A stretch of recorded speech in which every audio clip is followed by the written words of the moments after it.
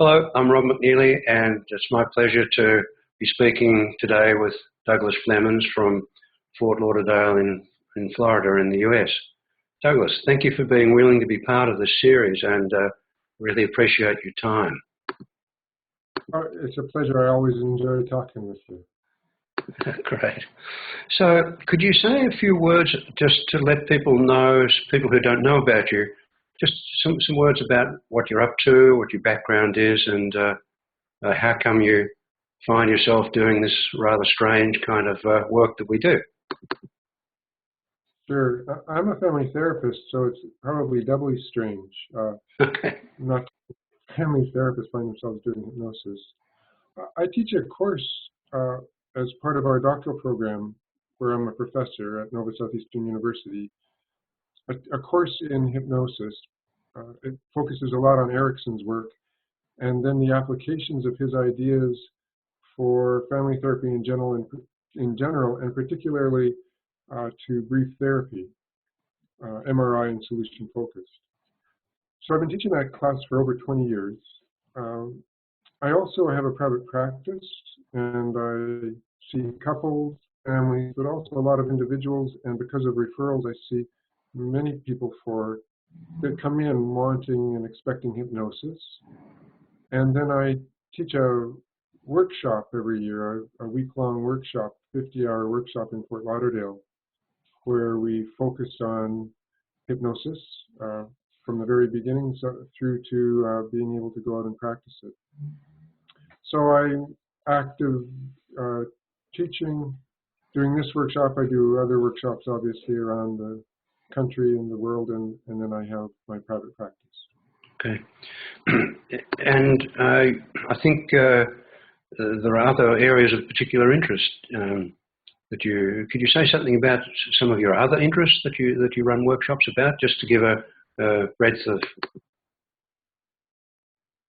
Sure. I recently just finished a book on suicide assessment with a colleague, a psychiatrist, and so we've been doing a lot of workshops on that, bringing it's called relational suicide assessment. I'll probably be talking about the notions of relationship as we talk about hypnosis a lot, but bringing that idea of relationship into how do you do an assessment for suicidality with someone who's desperate. I then, with my wife, have collaborated on a book on sex therapy, an edited volume, and so I bring that same relational focus into working with people around sexual issues. Mm. I bring the same relational focus to the challenges of writing. And so I teach people how to write, and I bring those same ideas into thinking about philosophy, so thinking about Chinese philosophy. So I'm sort of all over the map. Okay. And Bateson, I think, is an area of interest for you, his work. Bateson weaves all through it and is really the grounding for how I got started thinking about relationship in the first place. So okay. He's woven completely. Okay. Yes. Ah, lovely. And then with all of that, could you make some comments about why someone might want to learn about hypnosis? What, in your experience, does hypnosis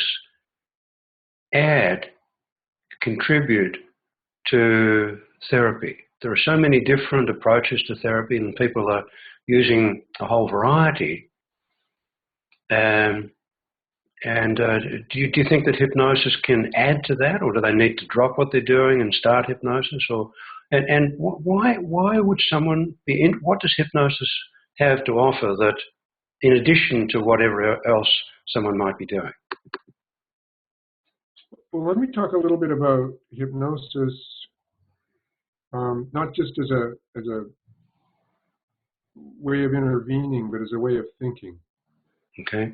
So regardless of whether somebody actually invites a client into a trance and is ostensibly using hypnosis as a means of intervening, I think it has a tremendous amount to offer in terms of how to help any therapist think about the principles of therapy. Because to my mind, hypnosis underpins everything. That it's the essence of helping therapeutic change happen.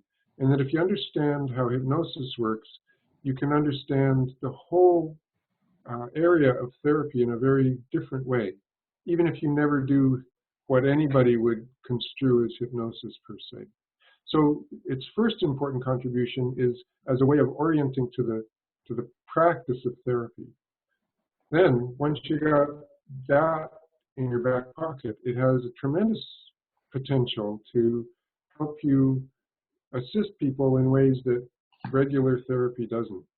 A good example is anxiety. I've had so many clients that have come to me who have been in therapy for a long, long time to try to understand their anxiety. And the assumption of so many therapists is, well, if we get to the root of it, and we get to the historical root of it, that bringing that into your conscious awareness will then help you not be anxious. And unfortunately, it doesn't work that way usually. So rather than thinking of anxiety as something that is requiring therapeutic delving, it really requires a shift in orientation, a way of relating differently to your own experience and relating to whatever's triggering you out in the environment. And that doesn't really take therapy per se, that takes a reorientation. And so hypnosis as a technique can be very, very helpful with specific kinds of problems that therapy in general can't be helpful with, or at least cannot be nearly as effective with, let's put it that way. Yeah, could you say something more about that? I mean, it helps to do that, but what's the process? What's your experience of how that, I'm not looking for an explanation here, but just for your experience of the happening of that. You're asking specifically now about, say, altering somebody's orientation to anxiety? Yes, maybe, yeah. Sure. Well, I'm interested in how people, I said earlier, how they orient to it. So that's how they think about it, how they steel themselves against it, how to try to control it, how to try to limit it, all the stories they tell themselves about it. Yeah. And all of that gets woven into an orientation to an experience that they find unsettling at best and devastating at worst. So what hypnosis does, the happening of hypnosis, is it helps them without trying hard. It helps them reorient how they attempt to solve that problem. So instead of using their conscious thinking to better control it, to keep it at bay, it helps them without investing in conscious, purposeful behavior. It helps them find themselves able to respond differently to it, not get their tail in a knot, not find themselves escalating the situation out of control, and often to their astonishment, that find themselves dealing with the situation in a relaxed, calm way. Would it be an oversimplification to say that hypnosis sometimes can allow someone to learn how to have a different experience? Is that just an oversimplification, do you think? Oh, I don't think it's an oversimplification. Learning is so complex. Yes. So often we try to learn, let's say you try to learn something through rote memorization. So you go over it and over it and over it in your head. If only I can learn this, then I'll be able to regurgitate it on the exam. Well, that's not the kind of learning that hypnosis facilitates. Yes. So it's not the learning that you purposefully are, let me get this down, let me figure it out, I'm going to do this. Yes. But learning at a level that you don't have direct access to, absolutely. After all, that's how habits form, right? It's learning how to do something automatically without you having to go over the particularities at every step. So hypnosis helps you establish that habitual level of learning, the automatic response, without having to it be mediated by conscious intent.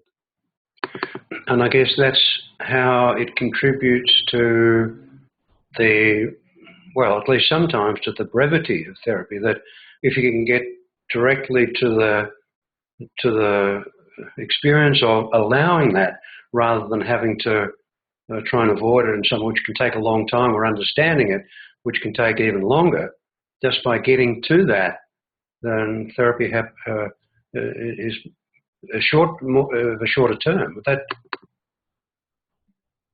Sure, absolutely. So you're going to if you're doing hypnosis, you're going to orient to the issue with the idea that a shift in orientation can make all the difference. Yeah. And once there's been an orientation, who needs to keep talking? Yes. And I guess that relates to what you were saying about whether someone the therapist uses hypnosis formally or not, but it provides a different orientation towards problems or a therapy in itself. You know, I've noticed that. Yeah. No, sorry. I've just noticed that sometimes learning about hypnosis helps us to get a way of orienting towards how someone creates a problem. In a way, to use a metaphor, that the problems are bad trances. I mean, I don't say that's true, but as a metaphor. So if someone can get into a bad trance, they can maybe learn how to get into a good trance. That's one resourceful way of talking about the shift from a problem into a solution, is that both are trances, and it's an easy transition. You've already got the skill of going into trance. So instead of sending it in that direction, why not send it in a different direction? Okay. And so that metaphor that you offered is one lovely way to look for resources in the client. They already have the skill. Let's utilize it in a different way. Yes.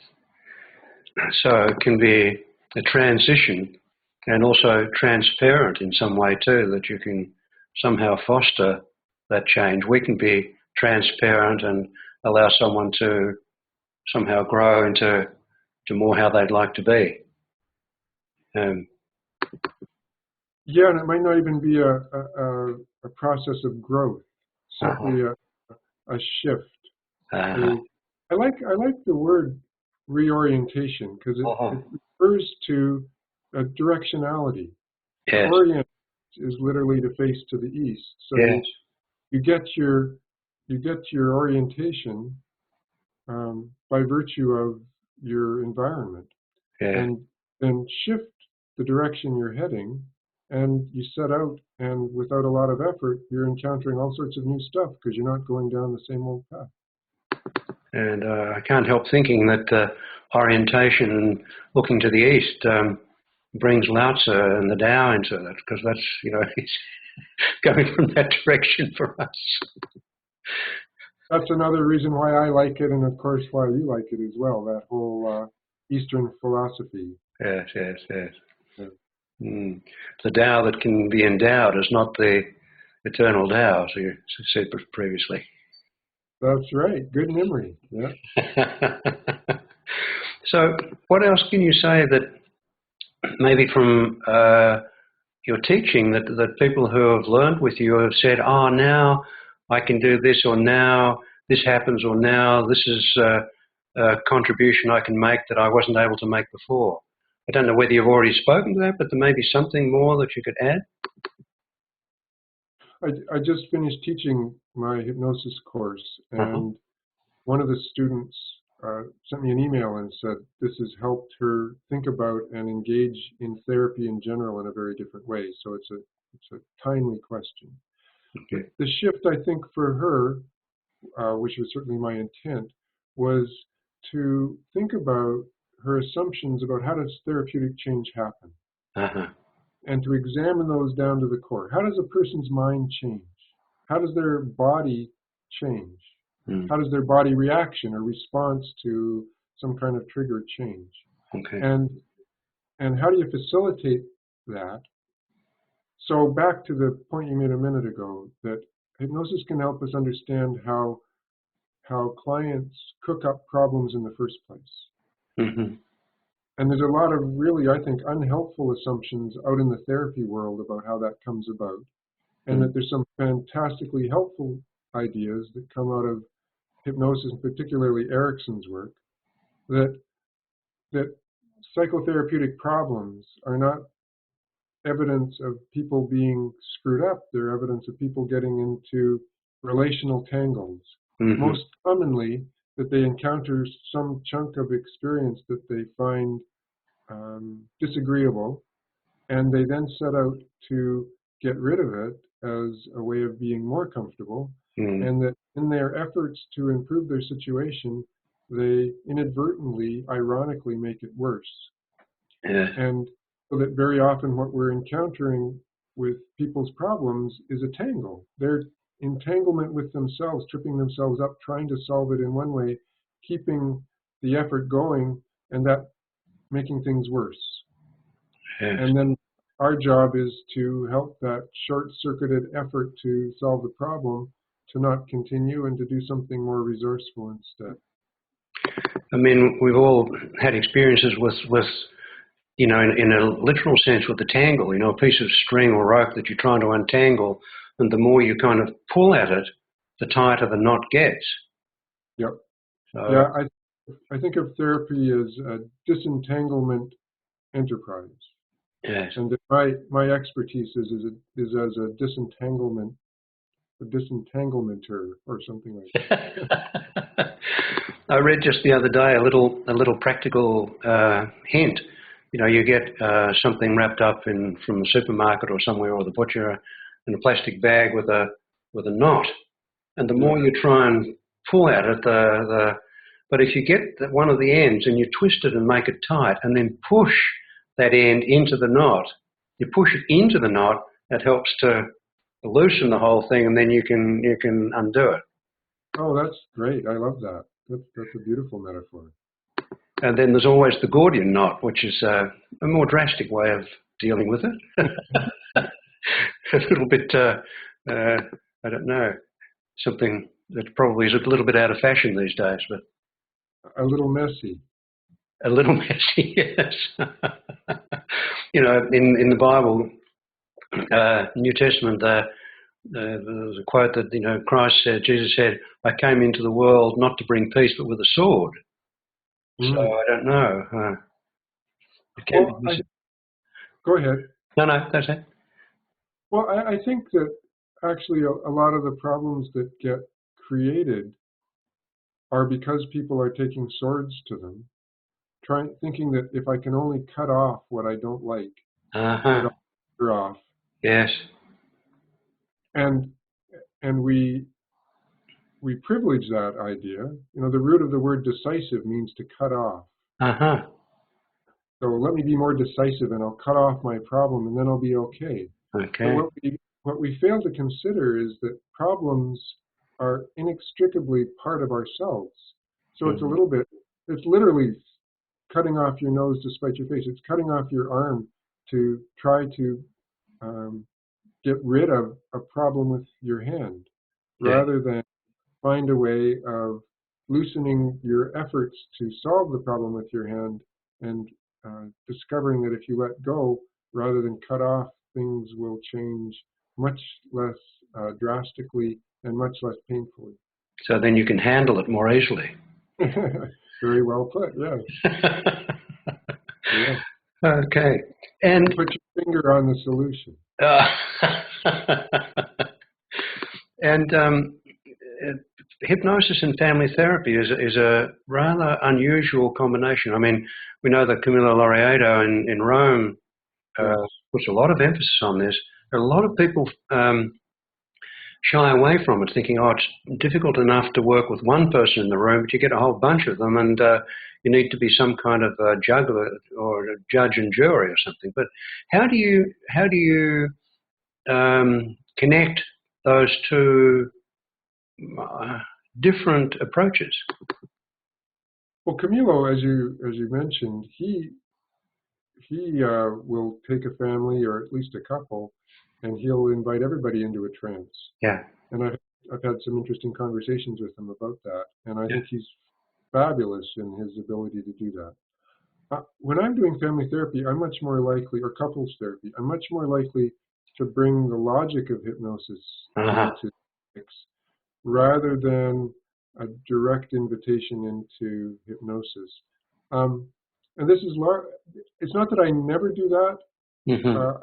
For example, if I'm seeing a couple, or I'm seeing a teenager,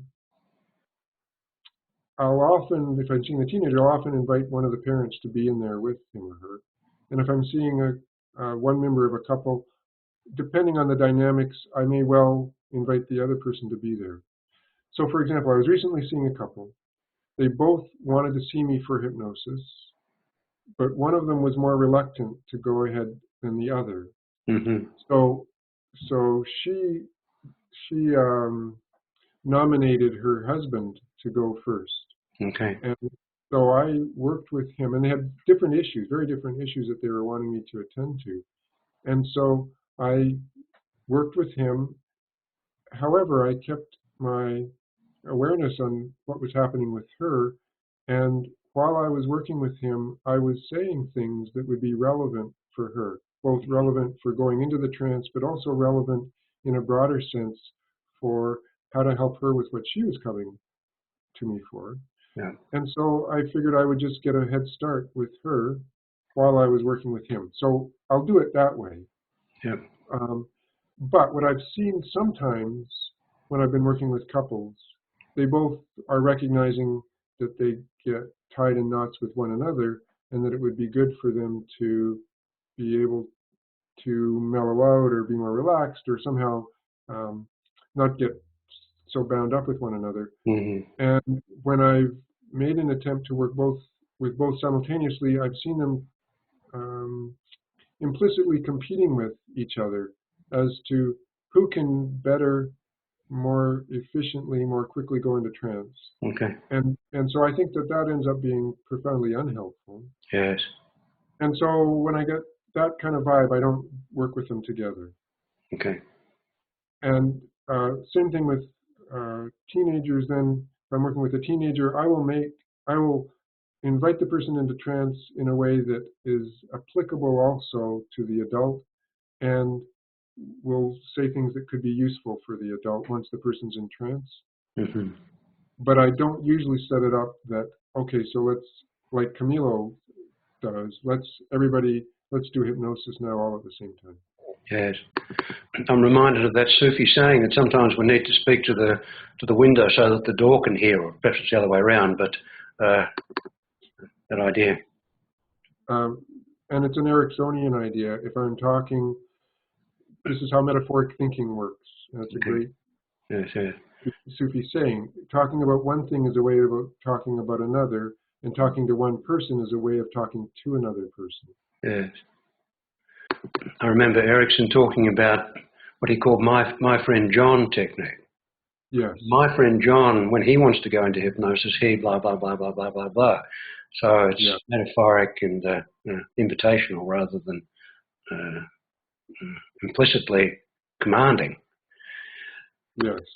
So could you then say something about why you think someone might, you've spoken very eloquently about how hypnotic thinking can be the ground, the underpinning for a much more useful and broader and more effective way of thinking therapeutically with or without formal hypnosis. But if we look at Ericksonian hypnosis in particular, what could you say that the Ericksonian approach has to offer in addition to hypnosis in general? One of Erickson's most brilliant and important contributions was that his way of defining hypnosis and his way of inviting it were both so incredibly resourceful and broad. So he didn't get caught up thinking that there was one right way of doing an induction, that hypnosis was one particular way of being. And he was always challenging himself to think about it differently and to invite it differently. So he was an amazing creativity machine. Mm-hmm. So he's been a fantastic inspiration for me to never take anything for granted, Yes. to always challenge my own ideas about what hypnosis is, and how to go about inviting somebody into trance, and look for other ways and understand what are the principles informing hypnosis inspired by Erickson that would help me help somebody in a way that I wouldn't otherwise if I was just thinking in a more traditional way. Okay. And you coined your own word of concordance rather than speaking about hypnosis as a word. Could you say something about the concordance and where that came from and the implications of that? Sure, absolutely. So, as you know, the root of the word hypnosis is the Greek word hypnos, Yes. Means sleep. And after James Braid coined it, he realized that he was wrong. And certainly, if you look at brain waves, hypnosis and sleep have nothing to do with one another. Yeah. What concordance does, the root of the word concordance is, the con means together and cordance heart. So it means to be of one heart or of one mind. And what I see essential to the hypnotic relationship is if you're inviting me into a trance, then your job is to make your difference from me not matter to me. That what you're doing when you're inviting me into a trance is to not see you as other there across the world and a different person with a different history and so on who doesn't understand me. That your job is to help me appreciate that we're thinking along the same lines, and that you're able to empathically appreciate my experience to such a degree that I don't have to correct you. I don't have to protect myself from you. I can trust you, and that as you speak, it's speaking basically my experience.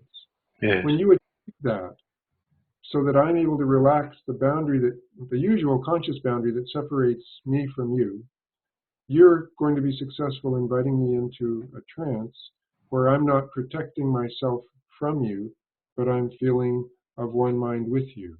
Yes. That's the essence of the hypnotic relationship. And then the second part of that is, as you're doing that, your job as the hypnotist is to invite me into having that same connected relationship with myself, that my mind-body split stops feeling split. And that I stop, my conscious awareness stops taking credit for my personal experience. Okay. So, most of the time we're consciously aware. And if you think about your hand, you think about it as yours, and you, Rob, some part of you identifies it as something that you in a sense own. And so here you are, your whole self that includes your thinking and your body, and yet part of you separates itself out in order to observe and take credit for the movement of ideas and the movement of body parts and the experience of those. What hypnosis does is help the conscious part of you not be Napoleon anymore, not think that it's in charge, and not attempt to be in charge, and not to take credit for what's going on. And when that shift happens, non-volitional experience, which is the hallmark of hypnosis, of all hypnosis, not just Ericksonian hypnosis, the non-volitional experience is able to start happening. Yes, yes. In some ways of looking at traditional hypnosis, the hypnotist becomes Napoleon. Oh, absolutely. And takes over the role of the client's consciousness. So then the assumption is that, now I'm now the emperor, and I will take over and tell you how you're going to be the new emperor, my ambassador or something. Yes, that in my mind is called transgression, not just but transgression. That the hypnotist is crossing a boundary inappropriately, and is going in there and bossing things around, and that for me that's ethically problematic. Yes, it is, because you say transgression, and it's going across with some aggression. There's some taking some aggression across the boundary. Well, at least it's taking across not enough appreciation for the integrity of the person that's going into trance. And that's another place where Erickson was brilliant. He in believing in the resourcefulness of the unconscious, another way of saying that is he appreciated the integrity of the human being that was in front of him. And when you do that, you stop trying to go in and boss things around. You start going in and wondering, geez, I wonder how things might start to shift if we freed up the efforts to try to make it better. We freed up the efforts to try to control, and we started wondering how things might start unfolding on their own. That belief in the integrity of the client is a profound reorientation, both from a therapeutic point of view and within hypnosis from an Ericksonian point of view. When you're talking about ethics, I was reminded of Heinz von Foerster's, what he called an ethical imperative, which is to always increase options. And, absolutely. You're always increasing choice. And he said that his observations of totalitarian states was that the first thing that happens when a dictator is there is that options are decreased. They're shut down, so that then you either comply or you've got a problem. And there's less and less options. Yeah, blasphemy becomes a huge problem in any kind of totalitarian system, whether political or religious. When it's therapeutic, blasphemy is called, what do we call it? Well, I call it reluctance, but it's a way of saying no to the therapist. Ah, yes. And if you are always increasing options, then the problem itself becomes one of the options that's available to you. And I think what happens with therapists is, with the best of intentions, what they try to do is prevent the client from doing what they've always been doing. Yes. And that's going to improve it. So instead of doing that, what you have to do is this, and you've just decreased the number of options. Yes. Erickson's got many beautiful stories, but one of them is helping women at the time that he was seeing them who were vomiting uncontrollably to use their vomiting to their best use, such as when their in-laws came over and they were tired and they needed them to go home, and to take a non-volitional throwing up and just make it applicable at a time where you need some private time. And so then, rather than decreasing options or decreasing choice, you have the increase of choice. You can throw up, but you can throw up effectively. And you can also perhaps not throw up, but let's not take away any option, yes, including the option of having the symptom. Resistance. Word I wasn't coming to me earlier was resistance. I was resisting remembering the word resistance because I hate it so much. But we usually think of blasphemy in the therapeutic context as resistance. Yes. That here I am, the therapist, and I got this great idea for you, and you're not doing it. Yes. What's wrong with you? Yes. And there's something wrong with you because you're not engaging with my great idea. That's, in a sense, blasphemy. You're not fully appreciating the degree to which I'm here to deliver you from your problem. And that is a non-starter when it comes to therapeutic change. Yes, then you have two Napoleons in the same room at the same time, and that's always messy. Absolutely. Two Napoleons, boy, yeah, going to have a sword fight. Stephen Gilligan talks about a time when Moshe Feldenkrais met Milton Erickson, and apparently he said, that was where I first heard that expression. There were two Napoleons there, both wanting to be in charge of the situation, and it apparently it didn't go very well. So could you say something then about, I don't quite know how to put this, the limitations of Erickson's approach? How, sometimes you might not follow his principles or the principles that he espoused, but somehow some other approach. Could you say something about that? What I tell my students, they always read Jay Haley's Uncommon Therapy, which is one of my favorite books. Yeah. And invariably, they get incensed or offended or disgusted by some of the things that they read Erickson doing.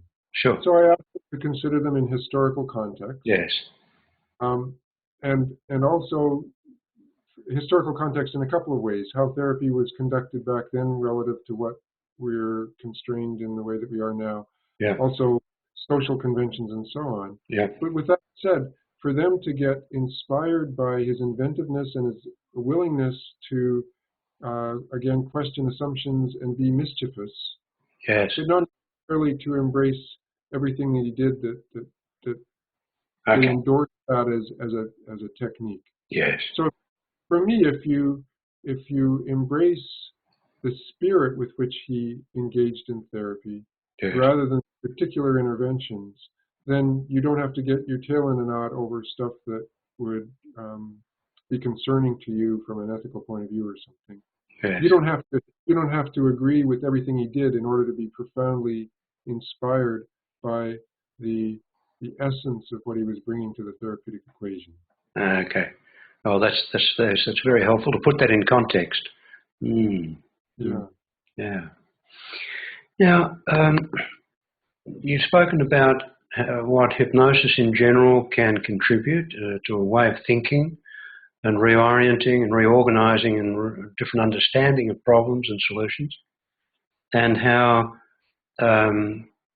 allowing ourselves to be inspired by Erickson's creativity, his inventiveness, his responsiveness can also add to our effectiveness. If someone wanted to learn about hypnosis, what have you found in your teaching and your experience learning yourself maybe? But if someone were interested to learn about how to include some of what you're speaking about as an addition to their work, what sorts of ways would you recommend that as being useful for them to do that? Well, there's not just one way to learn, and you can't just learn in one way. Yeah. It's a little like trying to learn a martial art by reading a book. Okay. You can, or learning meditation from reading a book. You can get some excellent ideas, but you also have to have an opportunity for doing it and an opportunity for critique. So first is exposure to the ideas, and that's where reading can come in wonderfully helpful. So Yes. you read everything you get your hands on. There's, as you know, the Erickson Foundation is putting out a whole series of Erickson's complete writings. Yes. That's good for those of us that have been around for a long time and are looking for new stuff. If you're just getting started, that could be totally overwhelming. Where do you start with all the volumes and volumes and volumes? Yes. So I recommend a few of my favorite books to my students and say, go and start here and get your appetite whetted. Yeah. And then when you get stuck or you get infuriated or something, go and talk to somebody. So they come and talk to me. So there's the reading part of it. Then there's the... Pardon me interrupting, but what you say your favourite books? Could you say something about what your favourite books are that you recommend to your students? Sure. So Uncommon Therapy, I mentioned earlier, Jay Haley's book, which basically put Erickson into the popular imagination, Mm-hmm. or at least the popular imagination of therapists. Yes. It gave him an audience, a wide audience. I really like Bill O'Hanlon's Solution-Oriented Hypnosis. Okay. It's a transcription of a 2 or 3 day workshop, and you get his sense of humor and his clarity. It is very helpful. There's a book by Flemons that I'm rather fond of. Of One Mind? Of One Mind. And I still like the book. Yeah, me too. I look at it, because it helps, I think, put hypnosis in the context of therapy in general, and explains it in a way that is different from the usual way of trying to characterize hypnosis as a way of accessing the unconscious and all of that stuff.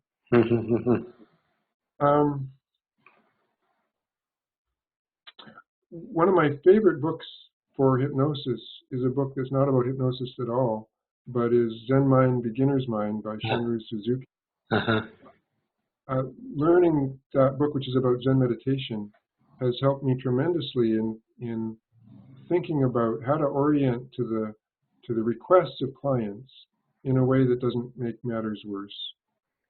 Mm-hmm. I like all the MRI books, Change, Tactics of Change, because they help you think about how problems get created through from a pattern kind of perspective. Mm-hmm. And I like a book by O'Hanlon and Wilk, which Bill O'Hanlon doesn't really like anymore, but because it's sort of caught up with jargon, but shifting contexts. Yes. There's a lot of jargon, but there's a lot of very clear thinking in that book. And James Wilk brought a lot of very cool ideas into that enterprise. Yeah. And then Stephen Gilligan's Therapeutic Trances is another favorite. Okay. He has similar background as I do. He's a martial artist in a soft style martial art. He studied directly with both Bateson and Erickson, which I did not do. I got my learning from both of them through reading. Mm-hmm. But those three pillars he brings into his work in a way that's not unlike mine. So I always go to him for great ideas as well. Mm-hmm. So you're concordant with his ideas. Yeah, very much, and I very much appreciate the degree to which he holds his clients in high regard and treats them with great integrity. Yes. As does, I think, O'Hanlon, and I find that I'm able to calm down when I'm learning if I don't have to worry about the intentions of the therapist as they try to explain what they're about. And with both of those guys, I calm down and can just get inspired by what they're thinking. Yeah. When you say calm down, I remember, I had some formal hypnotic training in Melbourne. I did a 2-year program there, in which I learned over 2 years that hypnosis is dangerous. It wasn't a very good program. It wasn't very helpful to me.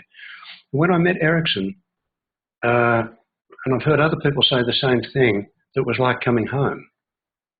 So there was a feeling of like, oh, rather than, oh. There's a difference. So it was my calming down from my perspective, maybe. Yeah, it feels familiar to your gut, right? Yes. Yeah, I'd say to my soul, which may be the same thing, given the size of my gut. So I'm still a large soul, I think. It's great to have an expansive soul. Okay. Yes. So then it's not only books, of course, then it's a matter of doing. And I don't think you can learn unless you are taking a workshop, and not just with one person, taking workshops where you have a chance to practice and you have a chance for somebody to see you work and respond to what you're doing. Yes. So that you can learn with the feedback. Feedback is absolutely essential. So I teach this workshop. It's a 50-hour workshop every year. And some people come in with absolutely no hypnosis background, and they leave 50 hours later, 7 days, it's over 7 days. They leave with that immersion, making it possible for them to go and actually bring it into their practice.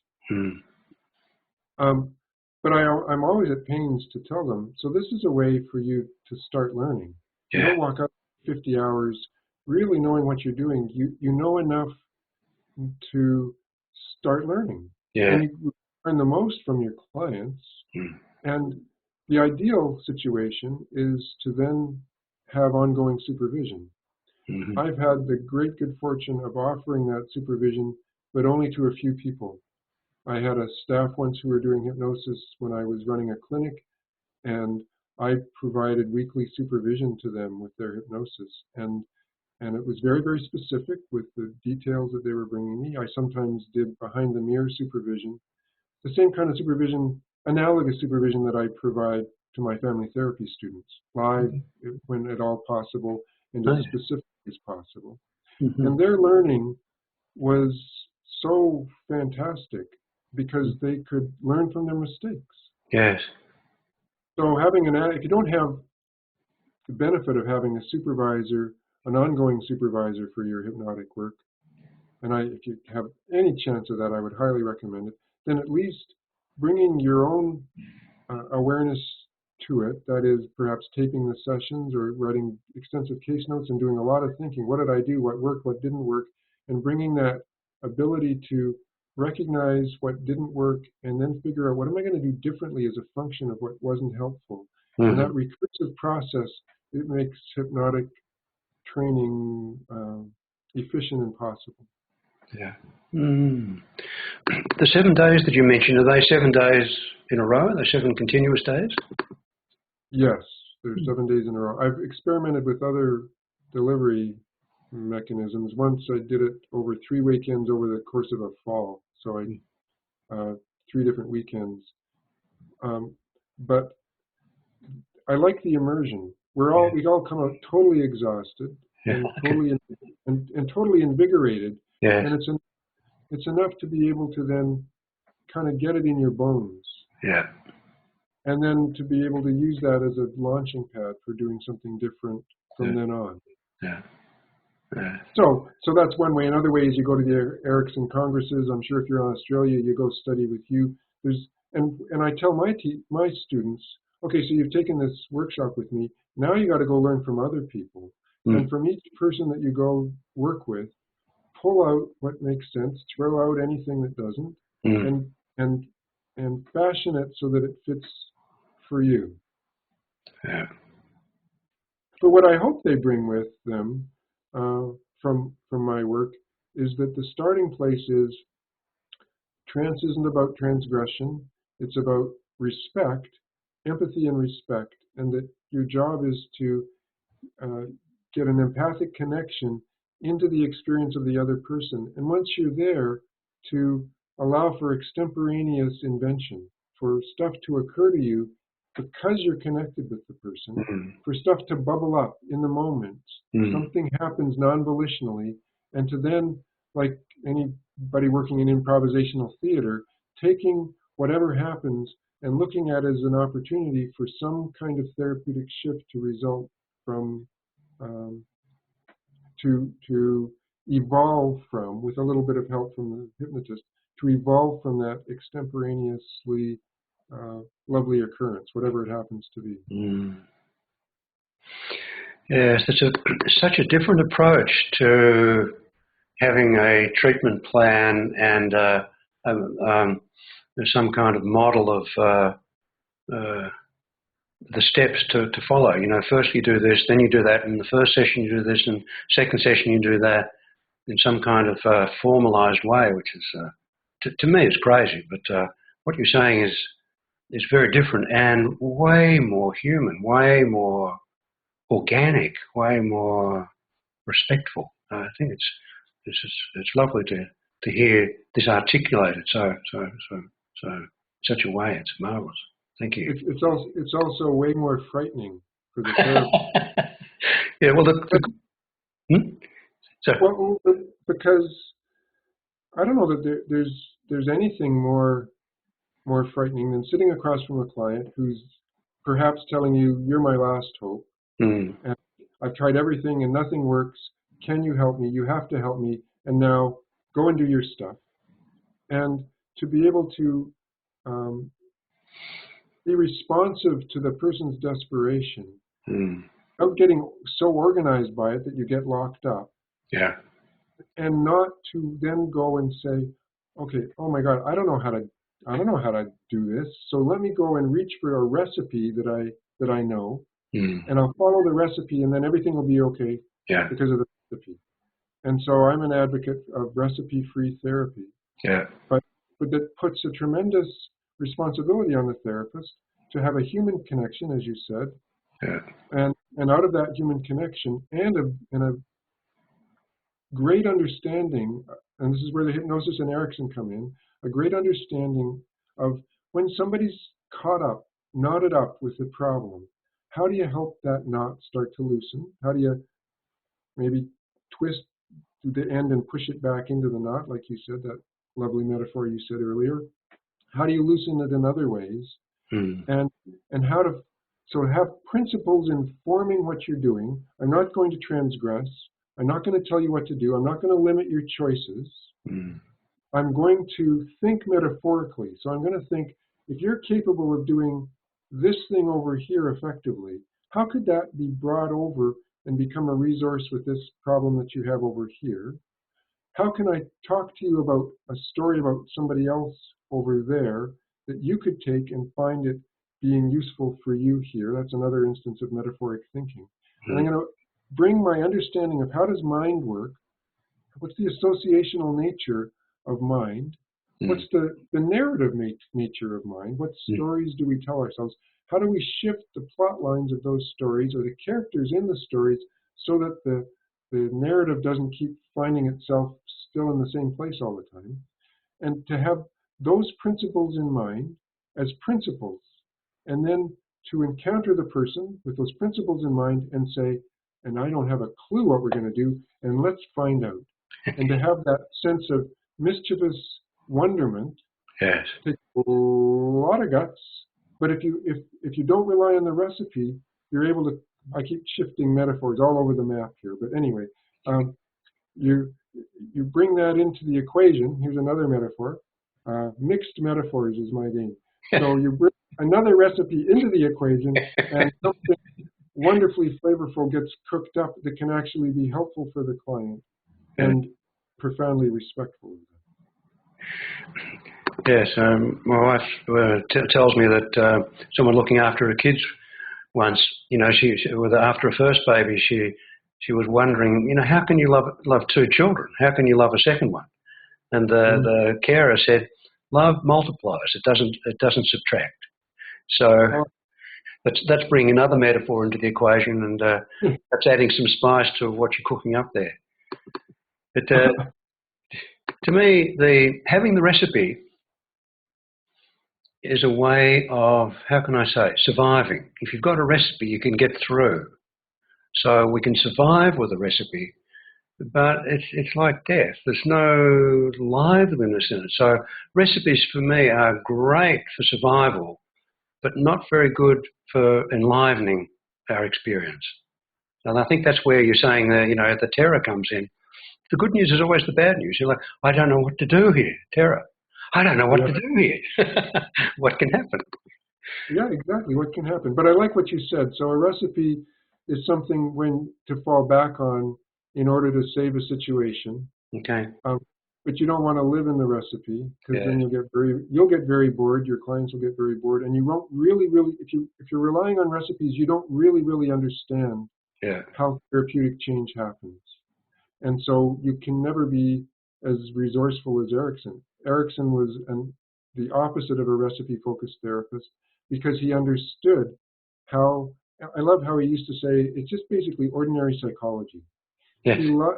He knew how people think. He knew how people relate to one another. He knew how they relate to their own experience.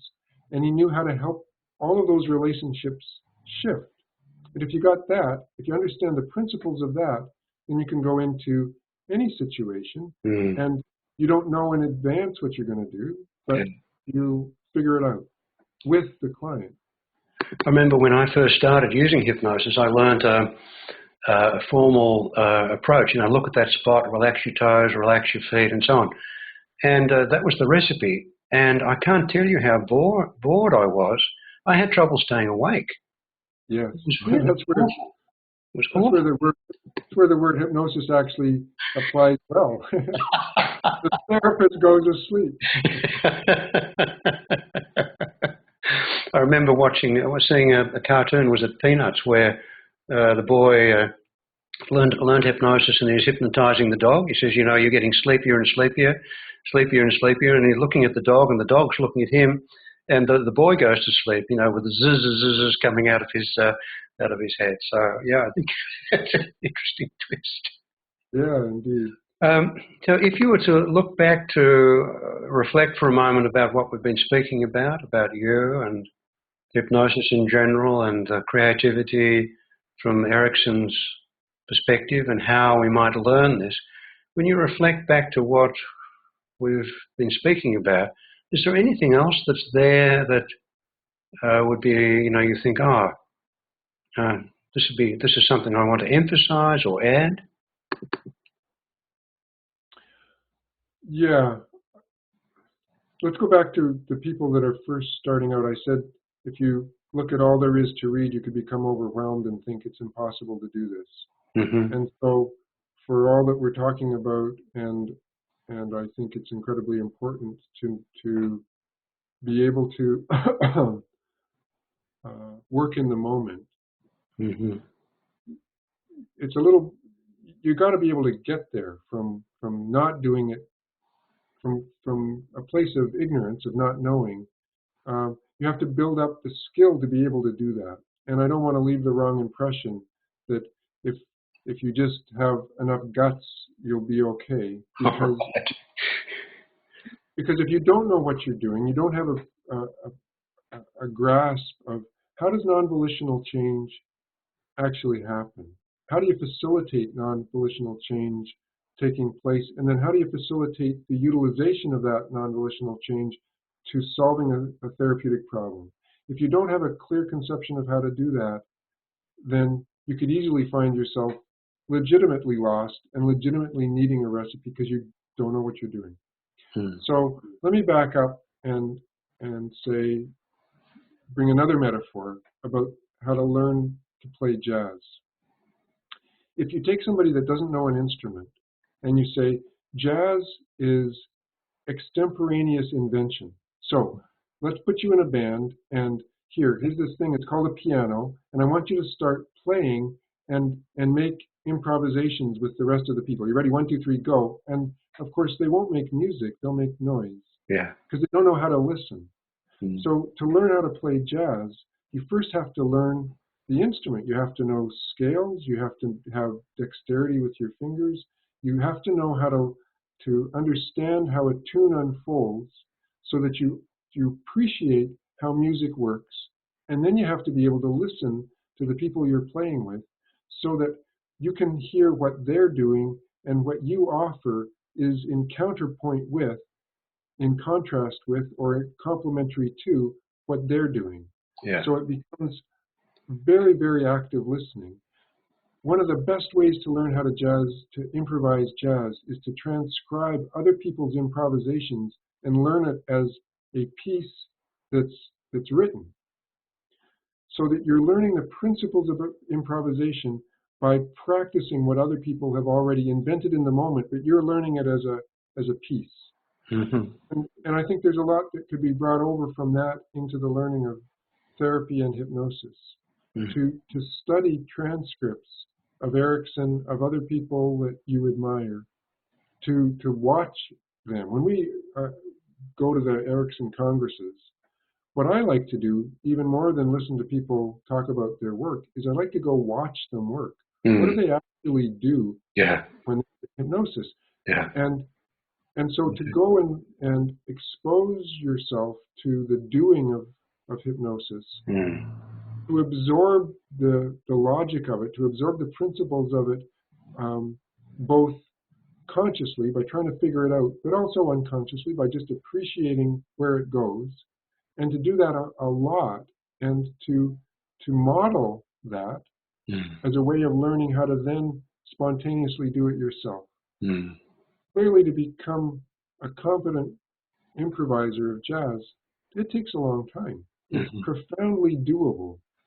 And you can learn it in a step-by-step fashion. What you don't want to do is just jump into the deep end. Now we're switching metaphors again. Jump into the deep end and try to swim without ever learning what a breaststroke or a crawl is. So you need to have the basics down in order to be able to then get to that place that we've been talking about, which is improvisational inventiveness.